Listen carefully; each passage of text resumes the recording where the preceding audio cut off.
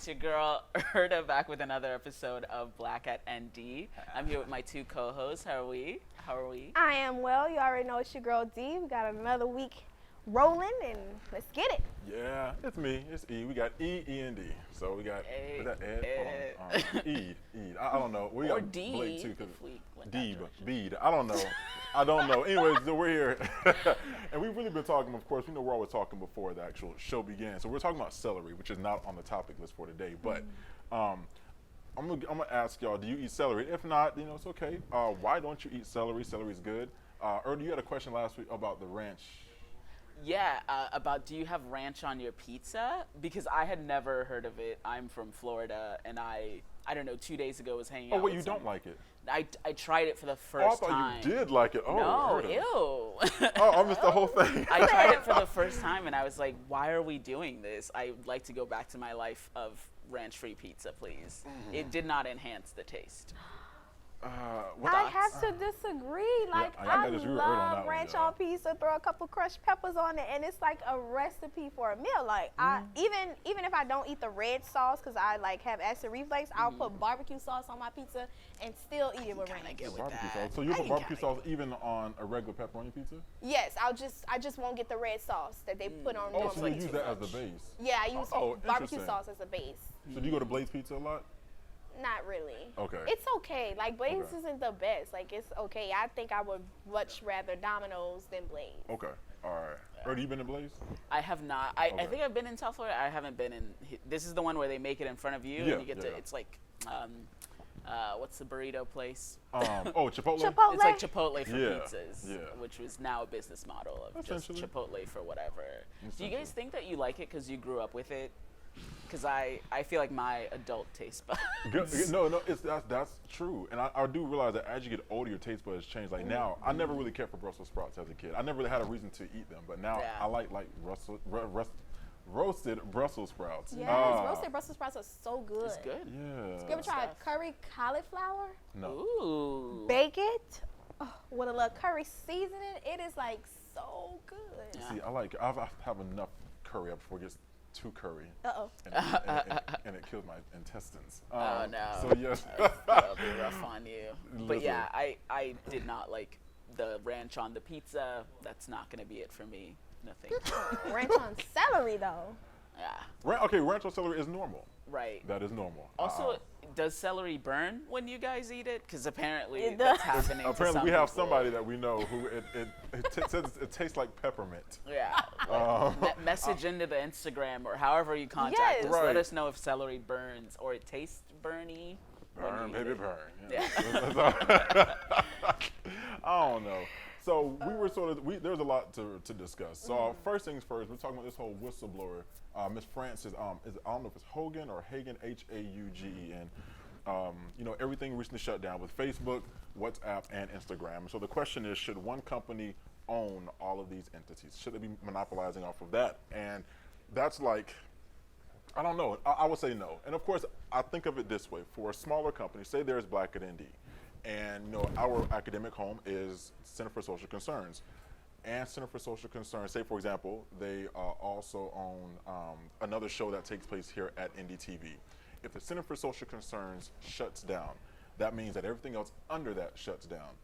I personally wouldn't say that is fair, but maybe if you're a smaller organization and there's a larger, organization that wants to take you under their wing and take care of you because they have the money, I could see how that could be a benefit. But if something like yesterday happens again, then it's like, oh no. Because I was looking at an article, it said that they lost $7 billion yesterday.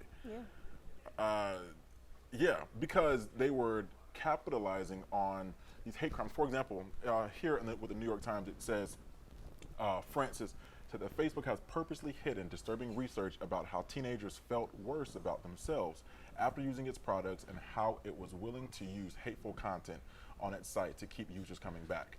And it also mentioned in the article that it spoke about the riot that was on Capitol Hill. What do we call it? The January 6th? yeah, there's a name for it. Insurrection. How they kept pushing the insurrection and their support of that. Now, of course, news stations were displaying it, but how much is enough? How much is it? When do we cross the threshold to know if you're getting money from that, and that's what you prefer to have on your sites. So, I mean, what do y'all think? Yeah, I think the way that media in the US and a lot of other countries, I say media and capitalism works, is by riling people up, is by, you know what I mean? Like showing only the most controversial stuff and pushing only, because that's what news is, right? News isn't, you know, I walked out the door and everything was normal. It's everything is crazy, right?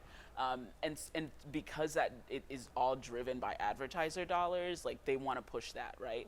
But I feel like the difference between this is that we used to traditionally watch the news for like an hour a day maybe, right? And now with social media, you can spend all day on Facebook, YouTube, Instagram, and never leave those three apps, and or WhatsApp add to that, and then that's your whole diet, that's your whole day getting riled up constantly. And then that's how you get a January 6th, right? Like you don't get that with having Walter Cronkite deliver your news for 1 hour a day and then you move on with the rest of your 24 hours. You get that with them constantly barraging you on different things, making you think that it's more true because you've seen it on Facebook and I see it on Instagram and I see it on WhatsApp, so that means it must be true, even though all those things are the same thing. Like, it's terrifying, and they have too much power, and they should be broken up. I concur. Way too much power.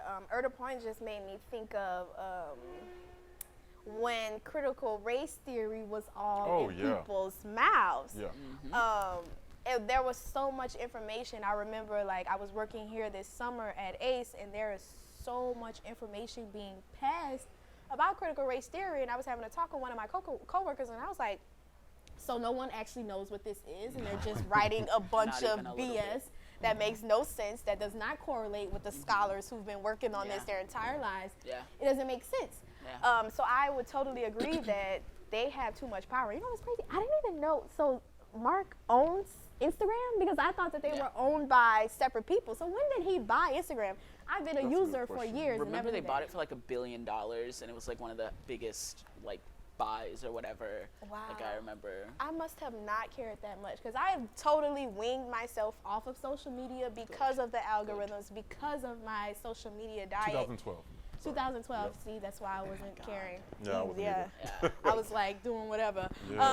But I definitely winged myself off of it, because the social media diet today will, depending on who you are, make you really upset or make you really sad. And for me, I had experiences with both of them. So I can imagine how Facebook enticed other folks, meaning folks who participated in the insurrection, in their doing in that. I think there's power in righteous anger. Like if you think you're correct about something, and if you think that the world is against you, and you feel like I'm angry but I'm right, like that feels good on some levels. I get it. And I think that's what like this social media capitalizes on. It's telling you that you are right to be angry, because I think people on some level kind of want to feel that way, and then they're like, oh, like I'm an insurrectionist, like I'm gonna go take down the, you know, I'm gonna riot on January 6th because I believe I'm right and I'm angry, and that's like, you know, gets my blood pumping. I mean, and truth be told, our first, I don't think I've even told you all this. So our first promo that we did with Black ND, you know, I was getting ready to sponsor it. I sponsored it. I tried to sponsor it 3 times, but Facebook denied it each time. And so there was language in there that said, see what campus is like, you know, for Black students on campus. But Facebook would not let me promote that. And it was all because of the verbiage of what was said. I was like, how can I get around this? And I could not. So I wonder if there's something in there. Like they said, they promoted the hate speech. But I wonder if there's something in there that doesn't want anyone to maybe speak about the experiences of Black people because of the sensitivity or where we have been over the past, you know, year. So I don't know. I wonder.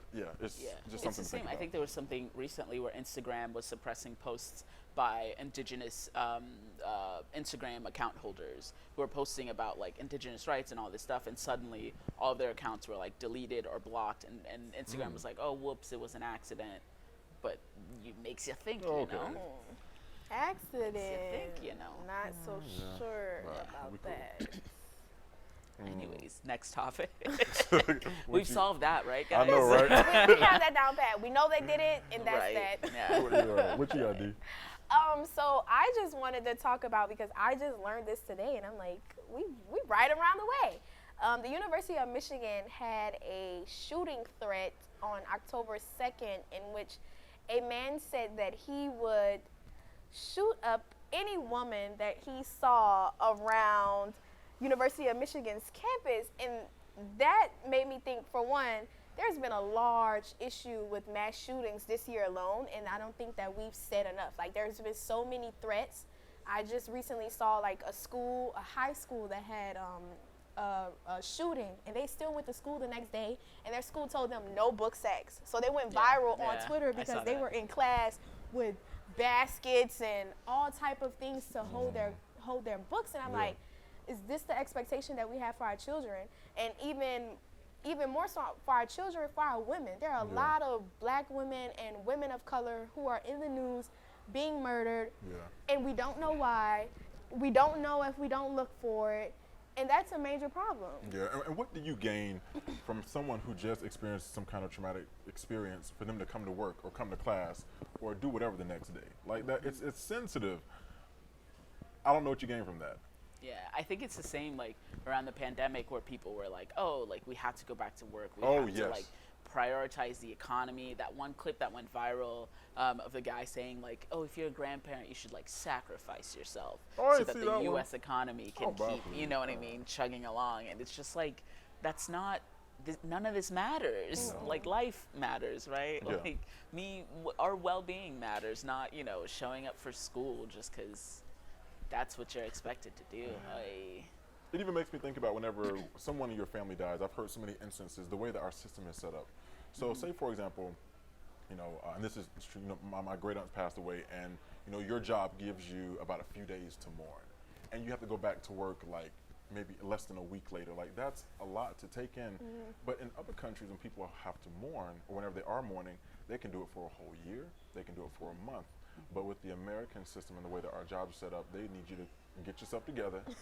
And answer these emails. And keep trucking. Yeah, like nothing happened. Right? And it's just like you never realize how much an email just doesn't matter. You know what I mean? Like when something that big happens and it crystallizes like what actually matters in life, and then you're like, why am I sending this email? Why am I going to work every day? Like, and the other component is that it's like, what are they teaching us about our health, about the way that we care about other people? Like, if I am willing to go back to whatever, school, work, after a traumatic experience, there's reflection there that's not happening, that's obviously going to impact me later when I start to think about certain things. Like these kids, they are going to be fearful of being in open spaces and knowing that, like, our schools are not here to protect you. They said, come to school. Even one of the professors at Michigan, she told her students, which I heard from another student through another person, okay?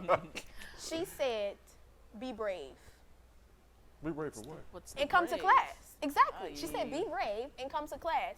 If Notre Dame gets any threat, mass shooting, bombing, I don't care what it is, you will not see me because I am taking that threat very seriously. So I'm going the first flight to Florida, or I'll just drive back. Right. I think it's that thing. I think it's the misguidedness, and I think it's the fact that our generation, like, we value mental health like way higher, and we prioritize that way more. Whereas I think prior generations are more of the just, you know what I mean, hold it inside and keep pushing forward. You know what I mean? What is that? The like Queen thing?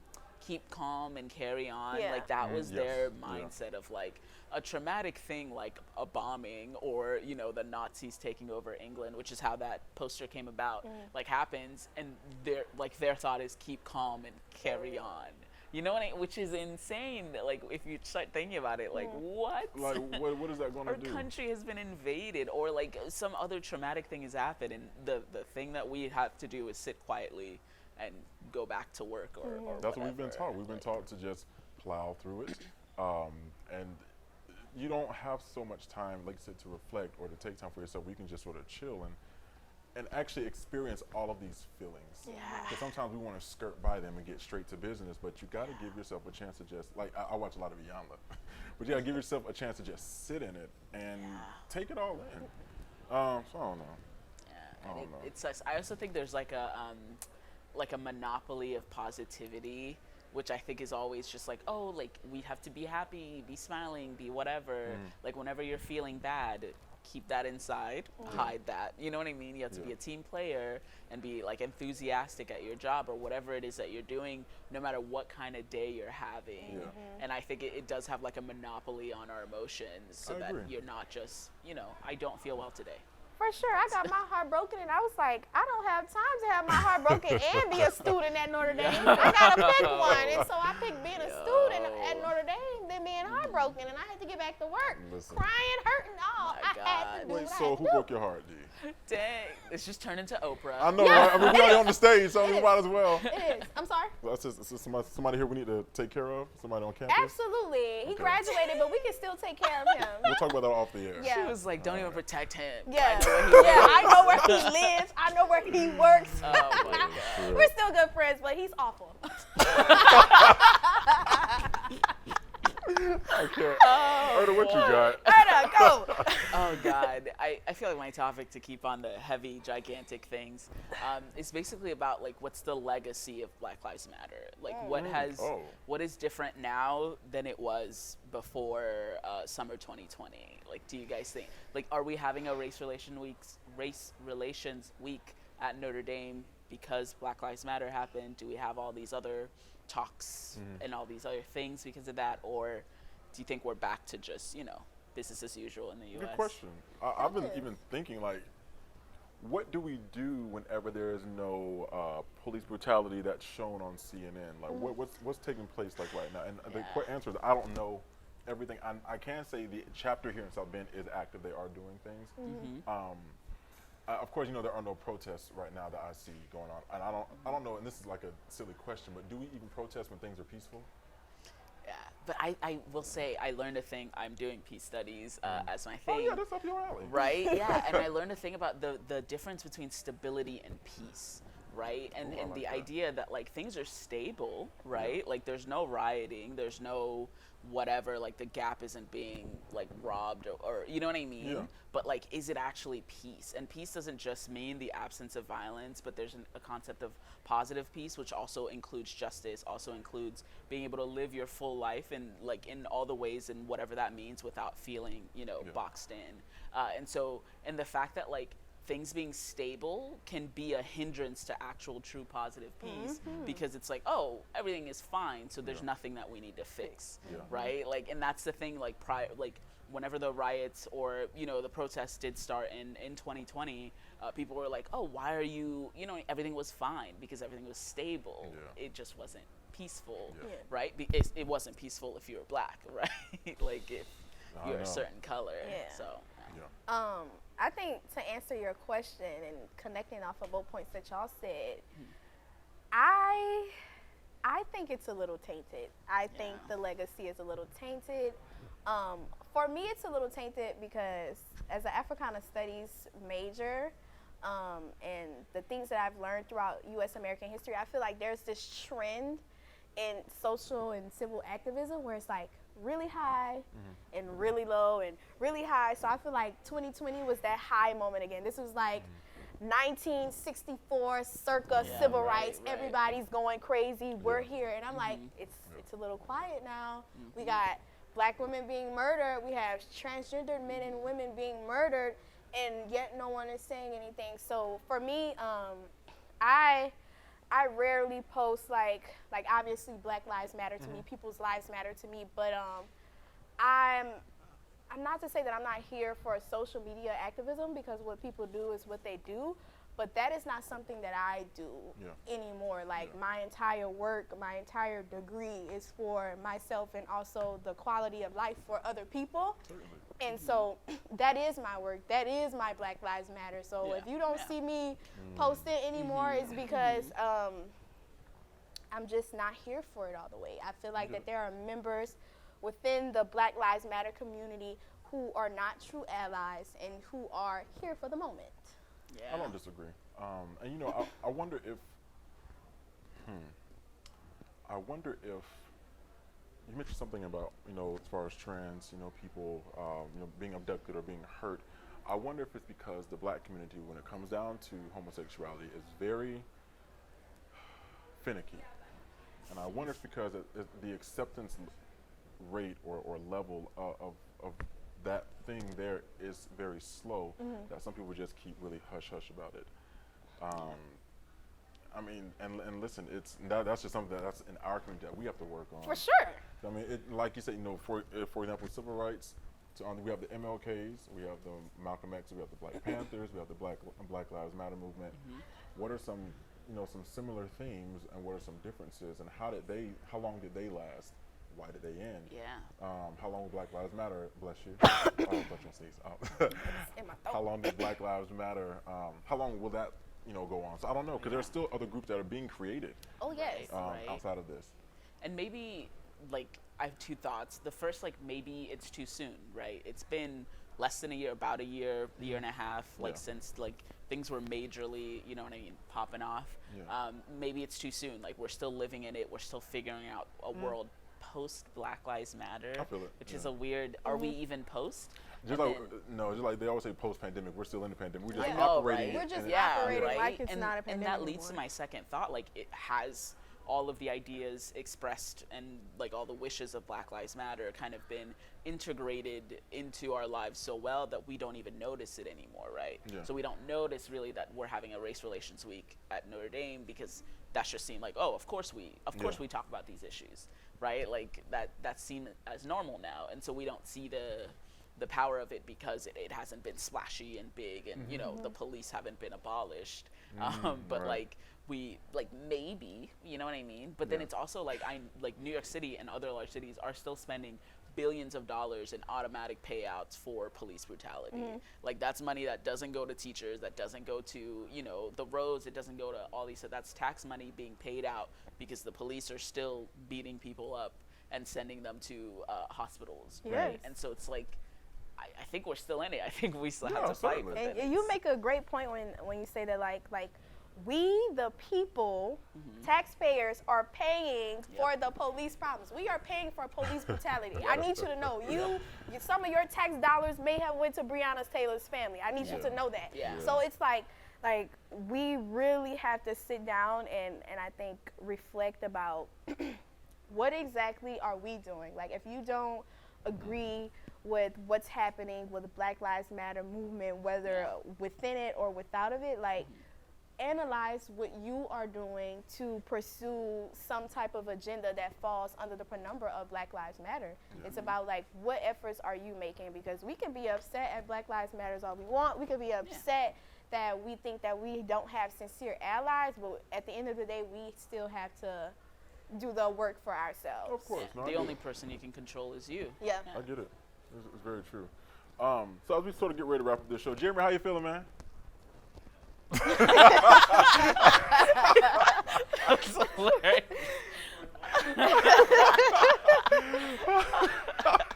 Jimmy's like, I've never been asked this question. I know, right?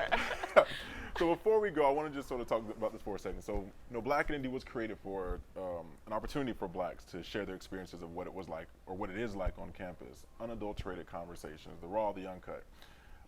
There are many people who do support the show, but this is really for the Black students. This is for us. If you see that we're doing things on social media, in order for this show to still have some kind of relevance, we need you to interact. We need you to repost. We need you to share. We need you to interact with us, because our department's looking at it. Notre Dame is looking at it. And your job, or what we want your job to be, and your responsibility to be, is to help us remain active, help us to remain here. Any thoughts? I'm going to just say what you said, but I'm going to say it in D's way? I'm going to make it D's way. So here's what I'll say to that, because obviously I think that our experiences matter here on this campus, and I love to hear people's experiences. But what pisses me off the most is, like, let's use Race Relations Week, for example. I know many of Black women who were orchestrating this week's events. So that's your students, that's your friends who are putting in the hard work to make sure that your experiences are heard, valued, and appreciated here.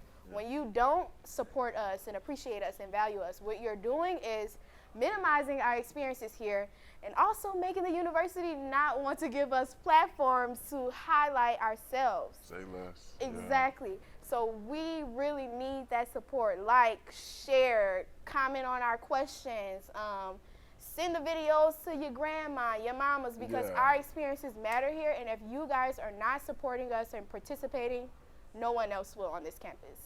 Simple as that. I'll say, like, on another track, like, we're trying to build community, right? Like, because I think last week we were talking about how some freshmen already are like, we're done with this, we don't want to be here, and how overwhelming it can be to be in a white space constantly, like to feel like you're walking through these halls and you're all alone and isolated. And I think Black at ND and other things like this, we're just trying to bring everybody together. You know what I mean? To say we have this commonality, we are all in this together, like we're not all isolated. And so by interacting and by joining our community, join our family, like we're building something not only for yourself so that you're, you know what I mean, have somewhere to connect to and to say like, oh, I do put ranch on my pizza, or right? Like not only do you have like somewhere to connect to, you're also showing incoming students and other people that there is a space for them, right? Exactly. That they're not just, you know, walking through these halls and, you know, the only Black person in their classrooms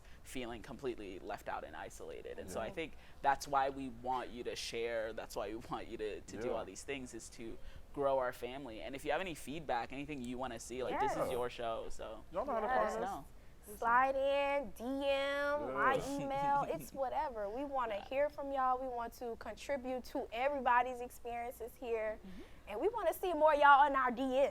That's what I want to see. I want to scroll over and I want to see people commenting and talking to me. I don't want to be talking to Instagram algorithm. Right. Oh my God, actually though.